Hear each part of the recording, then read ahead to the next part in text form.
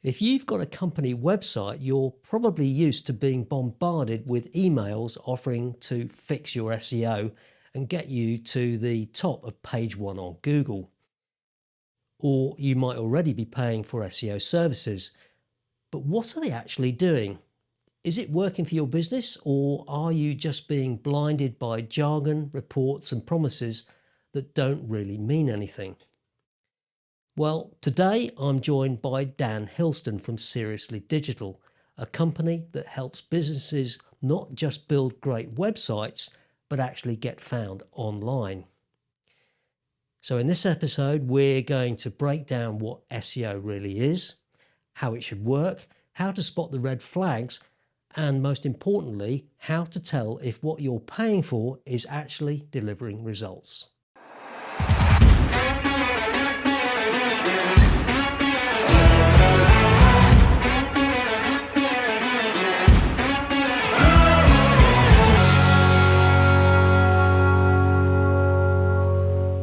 Dan, how are you?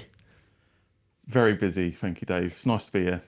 It's great. Thanks for coming in. I know you're a busy man these days, so spending time in here telling us about what you do is very good of you. If anybody doesn't know, what does your company Seriously Digital do? So, in essence, web design, SEO, and Google Ads. The main thrust of my business is websites, so that's new websites, redesigning existing websites, and a phrase I've kind of coined recently is digital firefighter, which is dealing with long-standing websites where customers been through website multiple times, it's not worked, and eventually they realise they need a proper bespoke solution to make their business work. How did you get into it? So my agency days, I started off mid-20s actually, so I'm still kind of spring chicken territory, I guess you could say, when it comes to it. But yeah, I started off in an agency in Newmarket, and that was very focused on like Google Ads. We had an in-house call centre, and we'd feed loads of Google Ads leads straight to the call centre downstairs. It was a well-oiled machine, very successful. I had really good foundation of training there. And by dint of just being an inquisitive person, I uncovered a really kind of serious issue with, I think it's about 30 different Google Ads accounts. They weren't performing, no one could figure out why. I decided to look at the hosting. There was no monitoring on there, the performance. We got monitoring put on 30 websites hosted on 4 gigabytes of RAM. It was a recipe for disaster. And so I naturally become more inquisitive of not just looking at the ads and going, the numbers look good, the target cost per acquisition is good. I started to go, well, how does the website fit into this picture? I'd already had experience like coding with SEO and stuff, and I just naturally begun to explore, static sites like HTML, PHP, and CSS. It just started from there and kind of spiraled. So when people come to you, what sort of things generally do you find they're struggling with, or do they not know? A lot of the times, I wouldn't say they don't know, because I've had it recently with club members and with other people where they've got an inclination that something's not right. And more often than not, what this kind of tells me is they've been led down the garden path. They've not been given accurate information. And so they're given a solution that's out of the box. There's nothing really custom to it. And so if you try and fit a business that's got multiple different areas of operation and services, if you try and fit that into a small box when you need several boxes of different sizes, it's never going to work. And a lot of the times the practices in place are extremely out of date. I'm sort of talking back, I genuinely have seen some sites recently that look like they're made back from the GeoCities days. So the customers generally figure out something's not right because the phone's not ringing or there's not inquiries, and I'll go in and typically within a few minutes I'll have a general idea of what's going on and what needs to happen to fix it. So do you get many people coming to you who've just had a bad experience with other agencies or people offering these type of services? Yeah, so there's a common one. It is a high street name. It's formerly a very big yellow book. People there seem to have really negative experiences, and my job is to kind of explained, I think me and you have spoke about previously, digital guardianship. So unless you've said to someone and given them permission, you can look after my domain, you can look after my site. If that's not in place, you don't really have any rights. And when they come to me from that specific provider, they're on a subscription. That company owns their domain. That company has their website on a very rigid package that isn't portable, so they can't take it elsewhere. And my kind of initial role becomes more advisory. Send them this email, ask to ascertain what you own, what you don't own, what you're entitled to. And because they can be quite slow at responding, it takes time to get momentum on a project. But typically, based on my understanding of the industry and how they operate, they'll typically come back to customer and promise them the moon again, and they'll take 50% off. And, I say it's a red flag if they're immediately willing to drop their prices like that.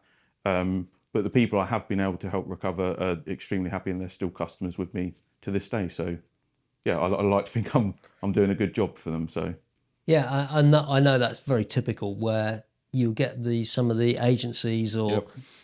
large or small, it doesn't matter, where they basically handcuff you and keep you dangling by not handing over or giving you any sort of administrator rights or ownership of any of the sites, whether it's social media sites, whether it's your hosting company, website, their control panel, whatever it is.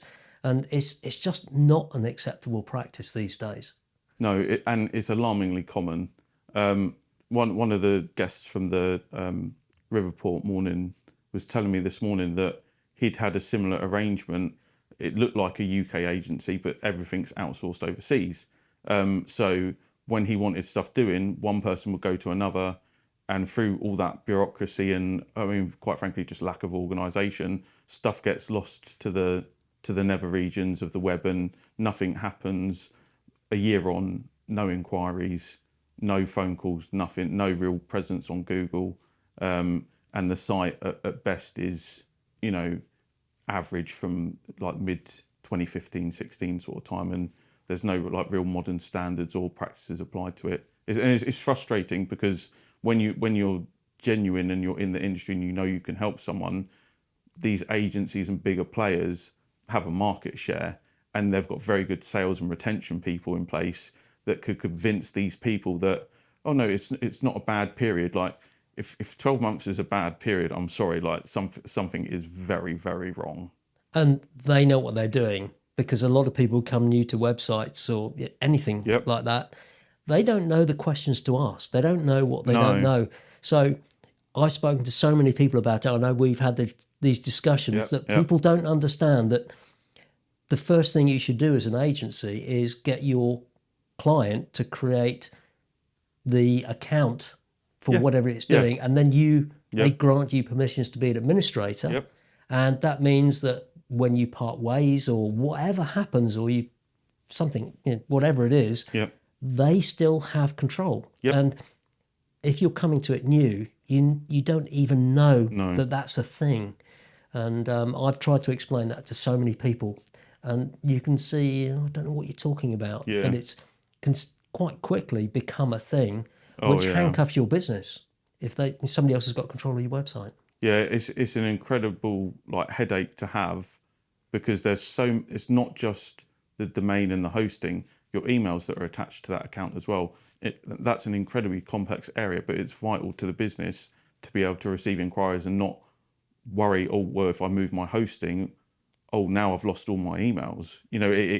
It creates more problems than it solves. And when I register stuff, I never register it under my name. If the client lacks the digital know-how or confidence, I'll jump on an online call with them and I'll say, look, I'll guide you through registration. At a push, if someone was like, I really am not comfortable doing this, I will do it on behalf, and I'll say, verify the email. I'll then send you your login details securely. There's not many cases where that's the case, but if it's someone who's got like a physical or manual trade, or has got physical commodities to sell, and that's their line of work, and they're not comfortable in the digital world, I kind of help bridge that gap and do it in a way where they've got ownership. I would never take ownership unless someone requested digital guardianship, of their properties for whatever reason.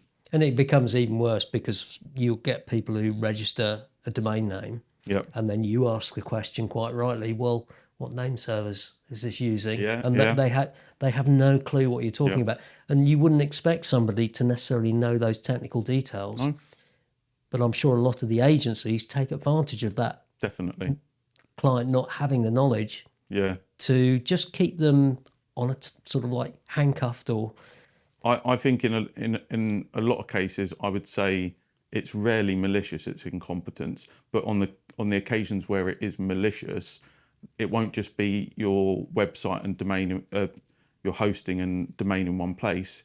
It will be, oh, well, we've put your host here, your emails here. They deliberately, whether it's because they think it's a smart process that warrants more money from the customer, it's convoluted and it makes things far more complex than they need to be.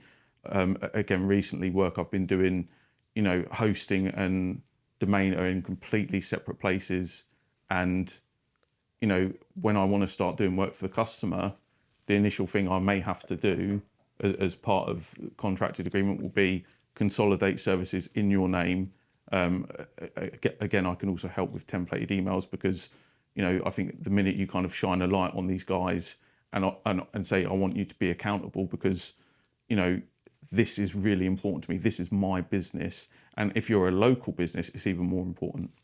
One thing I really want to talk about. Yep. SEO. Okay. First off, because this is going out on a YouTube video. Yep. For people who don't know what SEO is, they'll have heard of it now. Yep. How do you explain what SEO is to your clients so that they understand? Yeah, that's a great question.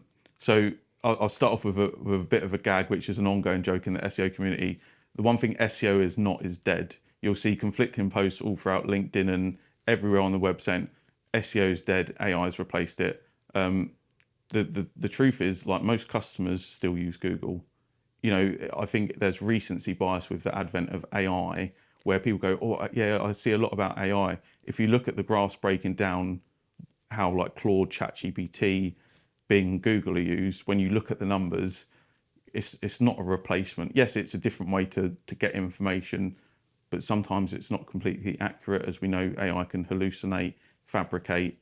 Trust but verify is a good modus operandi there. But for any business that's starting out, Google is your digital shop front, essentially. It's how your website's presented. When someone Googles builders in St Ives, your website shows up on there. You get a blue title and a description. That is your SEO at the topmost level, and that's how people find you. Yeah, so it's not an exact science, SEO, but there are ways of understanding how Google rank. Yep. Rank all their listings. Yep. But their algorithms are, they're private to them. But there's ways of working out and seeing what trends are, and all sorts of things like that. But it's everybody who's got a company website will get bombarded every day with emails saying how we can get you on to the top of page one rankings in Google. Yep. And they're offering these services, a monthly subscription and all those sort of things. I'm sure there's people who have taken on those services, whether they're just a random email or whether they've been approached by somebody.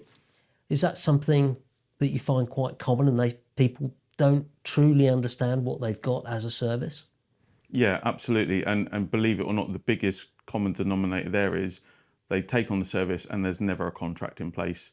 If there's not a contract in place, where is the accountability going to come from? People who conduct SEO services where they say, I can guarantee position one, page one. If people speak in absolutes, they're going against what Google provides us directly. Now, I do SEO, I use Google Search Console. If someone comes to me and says, oh, I'm not sure about my SEO, the first question I ask them is, are you on Google Search Console? If they ask their provider and they don't know what Search Console is, they're not doing SEO.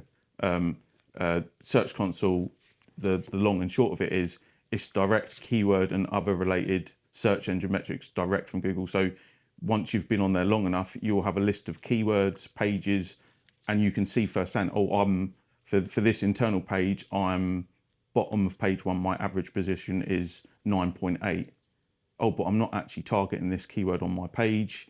If I put it in the title and the description and more present throughout the page and then resubmit it for indexing, then you're going to start ranking for it. And yeah, these people are using practices that were relevant when I first started out as a digital marketing executive junior.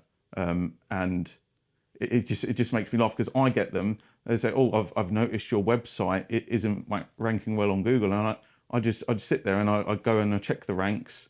I'm like, "Well, there I am."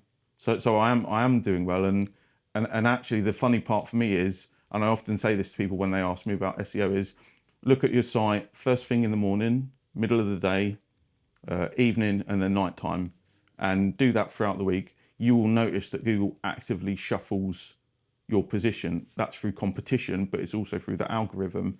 So anyone guaranteeing an exact position is being disingenuous. So one of the questions I'm sure you get asked by your customers is, you're going to do all this work for me. How long will it take for the work that you're doing to take effect in terms of the ranking of my website within Google?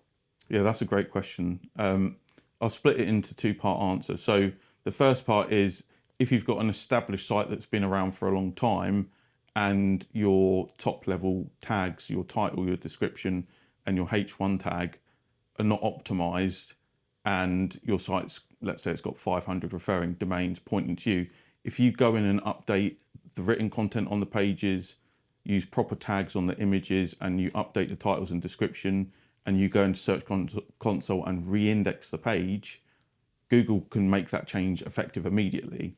Now, if you've got a new domain, you need to build links. You can use citation services. There are many good ones out there. But essentially, when you build a link, it's Dave at Xcopter's linking to Seriously Digital. Google might not find that link straight away. For your site, finding mine, if you were to link to me, it could take a week. It could take a month. There are citation services out there where you'll get them and you'll get a report saying all these links are built, but there's a big difference between built and indexed. Indexed is when Google finds that new page set up for your business and goes, new link for Dan. There's no direct answer other than, depending on how long it takes the links you've built to get indexed, sometimes 3 to 6 months. That's a very general ballpark. The true answer is it depends. So I'm guessing a lot of your work is to manage people's expectations on the return on investment. Yeah. To somebody who's doing their SEO. Yeah, and I think the thing for me that is staggering is people don't log the work that they do. So I'm being meticulous now with logging work that I do, whether that's a discovery, re-indexing pages, rewriting content, changing the layout. If it's relevant to the contracted work that I'm doing, it's really important to say, here's what I did on this day and when, because then you've got a timeline. If there are changes that happen, you can then point to them and go, oh, look, your average positions are growing. This is when I started working for you. And for the customer, seeing a change like that, okay, now I'm getting more exposure. SEO won't instantly start generating you leads overnight. And I think the misconception is people get into SEO and think, oh, I'll throw a few links out there on a few websites and I'll start generating traffic. It depends on competition and what niche you're in. I've done linkless SEO before, and it's got work for a client because there's no competition in the area. So a lot of the time it is very much it depends, and I kind of stick to the surface level of SEO because you can go very, very, very deep with SEO. Oh yes. So if somebody is approaching you or any other company who offers SEO services, what are the big red flags that they should watch out for? Guarantees. I think with how, I can't speak about SEO without referencing AI and the advent of AI. Anyone who wants to make a guarantee, or anyone who wants to slap AI before a service, it's disingenuous to say, I can guarantee you something. my approach is more, if we take all the right steps and invest, because with SEO you do have to invest, you have to pay for links. I better clarify that in case Google are watching. Paying to be on local business directories, specifically where there happens to be a link. You can't actually buy links on Google. I know if anyone from the SEO community watched that and I didn't clarify that, I would get a lot of stick for it. So, but it's a case of anyone who guarantees, anyone who pushes you to sign up fast, and most importantly, and I can't stress this enough, if someone doesn't want to put it in a contract, their work isn't going to be good enough. You need a proposal, a contract with a clear scope, and that scope could be, my SEO work is going to be going in, fixing your written content, adding internal links, fixing your title, fixing your description, and sorting out your H tags. Put that in a document. How long is it going to last for? Get both parties to sign. If someone's willing to do that, that's generally a good sign. Now, if people rush and like, oh, just pay me, and it's in an email chain, that's a pretty big red flag. And you know, any promise that seems too good to be true always is. Yeah. So if people are watching this and they want to get in touch and have a chat with you, what's the best thing to do? So probably best to, I mean, you can phone me, you can email me, but go on my website and use the contact form is the quickest way. So I don't know if you're going to edit it and put it on the... There's always links to all our guests' websites. Wonderful. At the end. So that's the best way to find me. I'm, for lack of a better phrase, terminally online. And actually, I'm taking on some advice that I got from Ken at KTS Computers, which is to be not as available. He says that sometimes it's important to prioritise, and you know, something that is minor, it can wait sometimes. And so, yeah, use the form on the website, click the email, click the phone number. That's the best way. I have to say that there are so many SEO scams out there, and I think some of the points you've made are really good, and it just reinforces my thoughts about how SEO scams are out there, because they're so easy for people to just with a single email. People don't know what they're getting, so getting in touch with you and having a real proper no-nonsense conversation about what SEO is and what the expectation should be, and as you say, having some sort of contract and making it something, a solid foundation, has got to be the best way forward. And don't get caught by people just saying, "Oh, we'll do this for you for and X pounds." It hundreds happens, of months. It happens so often now that I've factored it into my processes for onboarding new clients, and I think people who, I mean, cold emails, they get answered. I've learnt to completely ignore them over the years. But obviously, if you know, it's like the text and parcel delivery scams that go out. If you send enough text out to someone, there'll be someone expecting a delivery from DPD today, and they only need to get it right once. And I think in a somewhat similar or adjacent vein, the SEO stuff is similar. I could send out 1 million emails. I mean, my email would get banned, but that's another story. I could send out 1 million emails and say, "Is your website struggling to generate business?